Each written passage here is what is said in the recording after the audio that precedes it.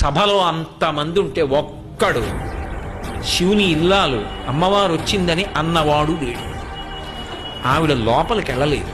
వెళ్లకుండా తిన్నగా యజ్ఞశాల దగ్గరికి వెళ్ళి దక్ష ప్రజాపతి దగ్గర నించున్నాడు. ప్రశ్న చేసి, ఏమయ్యా, ఏమిటి శివుడు శ్మశానవాసి అంటున్నావు, నీ ఇష్టం వచ్చినట్టు మాట్లాడుతున్నావు, నిరీశ్వర యాగం చేస్తున్నావు. తండ్రి, నిన్ను ప్రశ్న వేస్తున్నాను.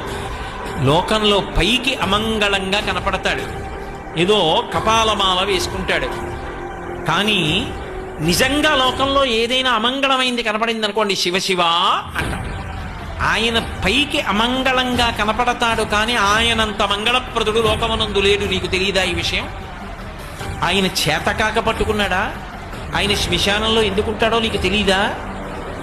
ఆయన శ్మశానంలో ఎందుకుంటాడు అంటే, చచ్చిపోయేటంత వరకు అక్కర్లేని చోట్ల అన్నింటిలోనూ తిరిగి ఎన్నడూ శ్మశానానికి వెళ్ళని వాడు చచ్చిపోయిన తర్వాత కాళ్ళు చేతులు కట్టి కొత్త కర్రల మీద పట్టుకెళ్ళి తీసుకెళ్లి దహించేస్తే వాడిలో ఉన్న జీవుడే పైకి లేచి ఒక్కడు నిలబడి ఏడుస్తుంటే, ప్రదోషవేళ అయిపోయిన తర్వాత కొడుకు కూడా పక్కన లేకుండా అందరూ ఇంటికి వెళ్ళిపోతే, అయ్యో నాది నాదనుకున్న ఈ శరీరం కూడా కాలిపోయిందని ఏడుస్తుంటే, చచ్చిపోయిన వాడు ఇంకొక మాట చచ్చిపోకుండా ఉండడానికి, ఓదార్చడానికి నాన్నవాడు ఒక్కడక్కడ ఉండడని నేనున్నాను పార్వతి అని చెప్పాడు మహాభారతం అనుశాసనిక పర్వంలో.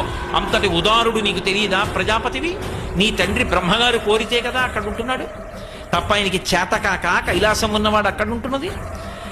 నీ ఇష్టం వచ్చినట్లు మాట్లాడుతున్నావుట శంకరుడి గురించి. నిన్ను కన్న తండ్రి చతుర్ముఖ బ్రహ్మగారంతటి వాడు ఆ మహాత్ముని యొక్క పాదములకు అంటుకున్నటువంటి ధూళి తీసి 4 శిరస్సుల మీద 4 కిరీటముల మీద చల్లుకుంటున్నాడే. మరి నిన్ను కన్న తండ్రికే అంత గౌరవం ఉంటే నువ్వెలా శంకరుడి గురించి తక్కువ చేసి మాట్లాడుతున్నావు? నిరీశ్వరయాగం ఎందుకు చేస్తున్నావు? శివుడికి హవిస్సు లేకుండా యజ్ఞం చేయవలసిన అవసరం ఎందుకు కలిగింది అని ఆమె అడిగితే ఇలా తల తిప్పలేదు. ఒక్క ప్రశ్నకి జవాబు చెప్పాలి. ఆవిడ చూసింది, శంకరుణ్ణి రుద్రుణ్ణి చెయ్యాలి, అప్పుడు తప్ప ఈ వ్యవస్థకి జవాబు దొరకదు.